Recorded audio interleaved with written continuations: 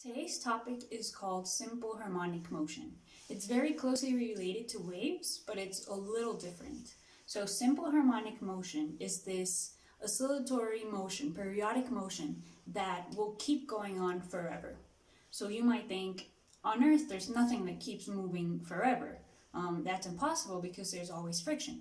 And you would be right. Simple harmonic motion is an approximation where there's no friction. So it doesn't really happen in real life, but the equations that it gives us and the answers that it gives us helps us approximate some periodic motions that do happen on Earth.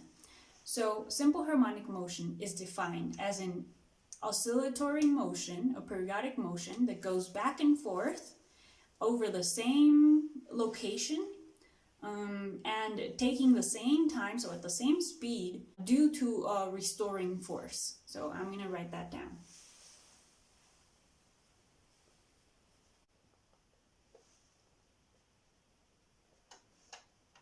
Okay, so I wrote SHM, which is simple harmonic motion. It's a periodic motion that goes back and forth over the same place and at the same speed due to a restoring force. So what don't we know here? We don't know what restoring force means. So a restoring force is any force that tries to bring an object back to its original position. So for example, if I have a spring and I elongate it, there's going to be a force on the spring that is trying to bring it back to its original position. That's why it's hard to stretch a spring, because it wants to come back.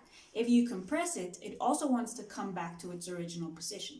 So that is what's called a restoring force. A restoring force always looks like a force that is proportional to how much you displace it from its equilibrium position, but in the opposite direction. So if you displace to the left, the force is to the right. If you displace to the right, the force is to the left. So a restoring force is proportional to the displacement, but in the opposite direction. So when we write that as an equation, we're going to get a negative. The negative is what determines the opposite direction, because if our displacement is positive, the force will be negative, which is to the other side. If the displacement is negative, the force will be positive. So if we were to write this as an equation, it would be that the force F is equal to negative, so that's the first thing that we need, and it has to be proportional to the displacement, which is x. Right? So the displacement has to be over here, and there has to be something multiplying it that is a number, just a number, so that it can be proportional. So it can be any number, and we're going to call it k. So this is the general form of a restoring force equation. F equals negative kx. The k can be any number, but the x is always the displacement. And you might remember that we saw this type of equation last year when we looked at springs, and this was called Hooke's law. You might remember that we saw this. Hooke's law. This is the exact form of Hooke's law, where F is the spring force and K is called the spring stiffness constant. So we're going to keep those definitions. F is the spring or restoring force. K is the spring or stiffness constant. We can call it the spring constant. And X is the displacement. How much you displace the object from its equilibrium position. So the spring constant measures how stiff something is, how stiff the spring is. If the spring constant is very big, it's because the spring is really stiff and it's hard to push apart and it's hard to push in. If the spring constant is small, it's because the spring is really elastic and it's really easy to open and close. So that's why it's also called the stiffness constant, how stiff, how tieso the spring is. So what we need to remember about restoring forces is that they restore the position, the original position. So they return the object to its original position. Let's just get that written down. Position. Okay. Now I'm going to talk about two specific examples of simple harmonic motion in real life. I'm going to show you two right now, and then I'll explain the equations. With this mass in this spring, I can make an example of simple harmonic motion. So if I just let the spring by itself, it's going to have certain elongation. But when I put the mass on it, because it's heavy, it's going to extend a lot more. Notice that now the extension of the spring is a lot more. So however much I contract it before letting go, that's the size of the oscillatory motion that it's going to have. However, because the spring is really stiff, you can see it's hard to compress and extend. It's not going to extend as much, and because the mass is not really that heavy, it's not going to extend as much either. And there's also air resistance. But if none of these things were a problem, this thing would oscillate forever due to the mass by its side in simple harmonic motion. So what you just saw was an oscillating spring. I'm going to draw it horizontally, but it's the exact same idea. So what we have, suppose, is like a wall and a floor, and there's a spring attached to the wall.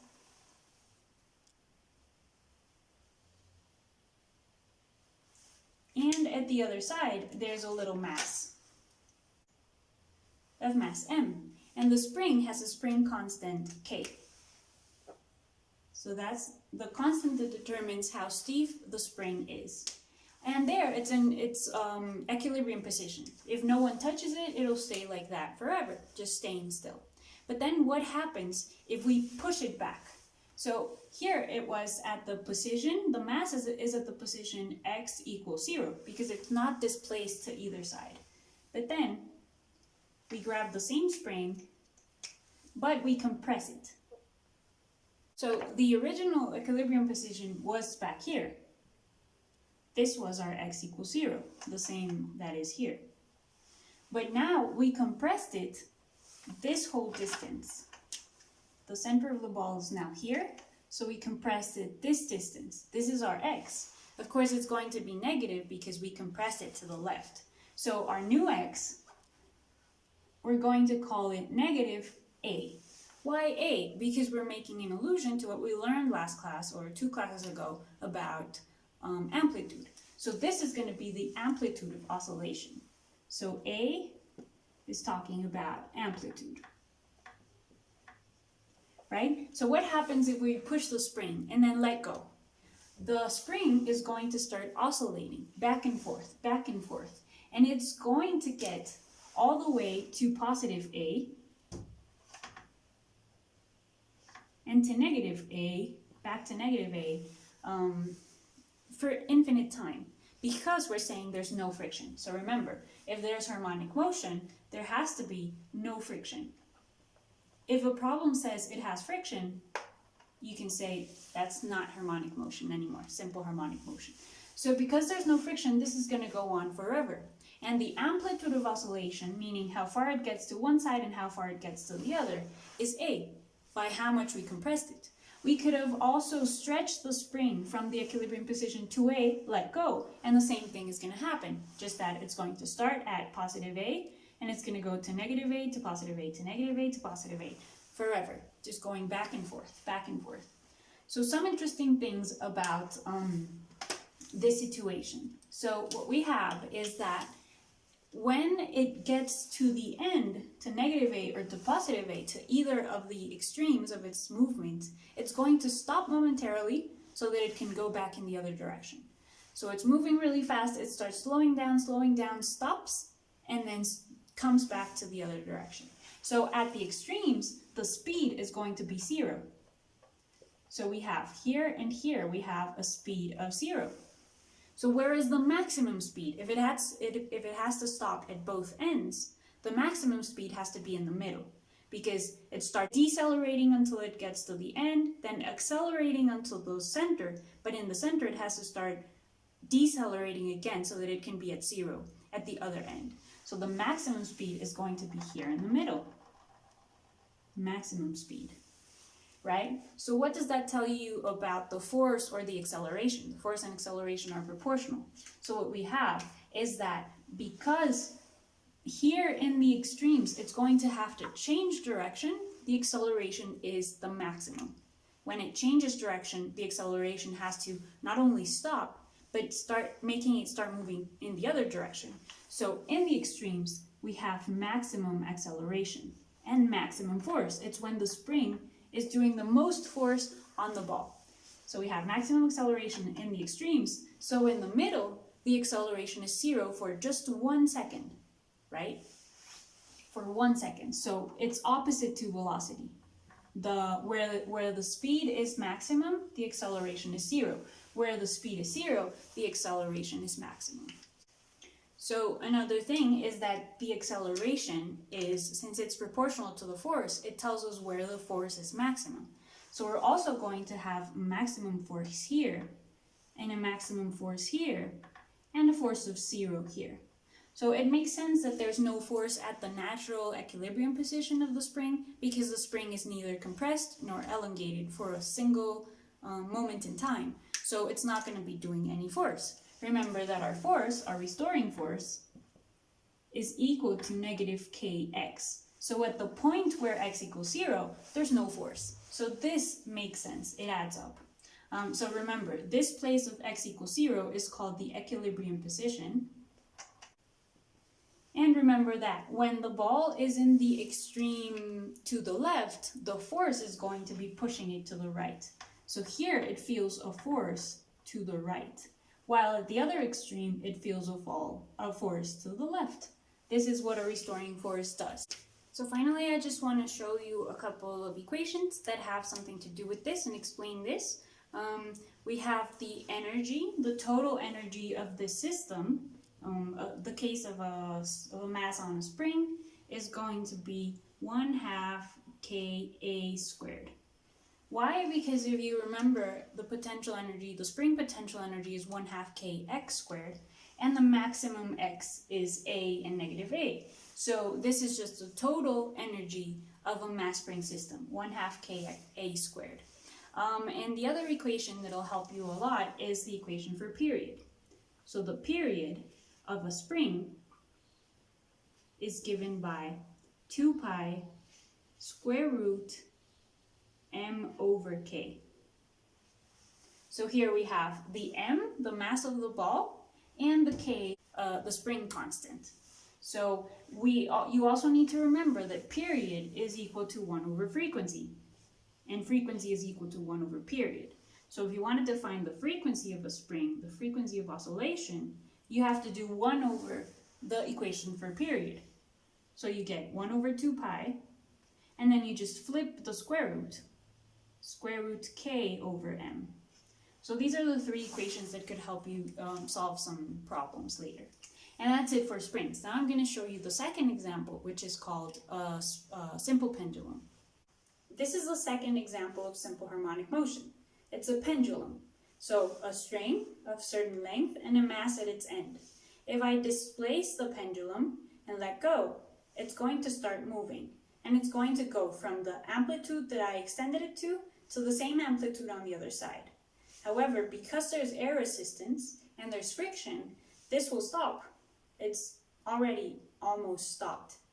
But if there was no air and we were in real simple harmonic motion, this would go on forever at the same amplitude on both sides. So what you saw there is that I had a pendulum which is composed of a mass being held from a string. So in its natural position, it's of course like going downwards because of gravity. This can be, I don't know, a ceiling or something. So we have a string and an object hanging from the string. Now, if you displace that string, you pull it up to either side, maybe to the left, it's going to be somewhere over here.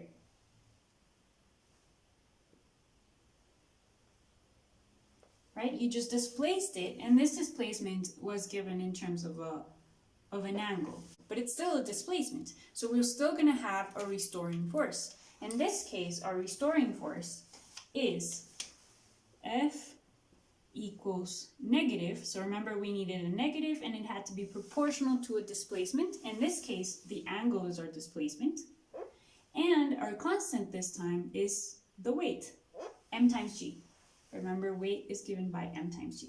So the heavier the object is, the more restoring force it's going to feel. So it's the same thing. When you pull it up, the gravity, the force of gravity, its weight wants to pull it back down. when it goes up to the other side, it wants to pull it back down. So if there's no friction, no air resistance stopping the motion of the pendulum, it's going to be moving for eternity, forever. And if you displaced it an angle theta to the left, it's going to move also until an angle theta to the right, the same angle theta. So the amplitude is going to be equal to that theta that you chose, the theta max, right? And simple pendulums have their own set of equations. So let's see, they have their own period, and it's really similar to the equation of the period of a spring. The period of a pendulum is equal to 2 pi square root L over G. So here L is the length of the pendulum, this length or this length, and G is the acceleration due to gravity. So here G is 9.8 meters per second squared on Earth. Don't forget that. It's the same G that we use in the equation. And again, if we want to find the frequency, because it's the opposite of period, the frequency of a pendulum would be 1 over 2 pi times the square root of G over L. So notice something interesting about this is that neither the frequency nor the period of a pendulum depends on the mass. So these two things don't depend on mass. That means that as long as you have the same length of string, you could have hung a huge ball with 4 times the mass, and it would have the exact same frequency or period of oscillation. And finally, I just wanted to give you some general equations for the displacement of simple harmonic motion. The displacement is actually going to look like a cosine. You displaced it like to negative A, like in the spring, and it's going to go up to A and then back down to negative A. So that's how displacement is going to look, right, in time. So our equation for displacement, it makes sense that it's a cosine. So displacement x will be equal to A, which is our amplitude, remember, times cosine of omega times t. Omega is a new term called angular frequency. This is the same angular frequency that we learned about when we saw circular motion at the end of last year. So it's not really a new term. This is angular frequency. And the relationship between regular frequency f and angular frequency was with a 2 pi. The angular frequency is equal to 2 pi times f. The t, of course, is time, as always in these kinds of exercises. And the last thing to remember, to notice, is that the simple pendulum makes part of simple harmonic motion because it has its restoring force in the form negative constant time displacement. Anytime you have a restoring force, you can say it's simple harmonic motion. And the last thing is that even though it's defined as simple harmonic motion because it's proportional to the displacement itself does not make its way into the period.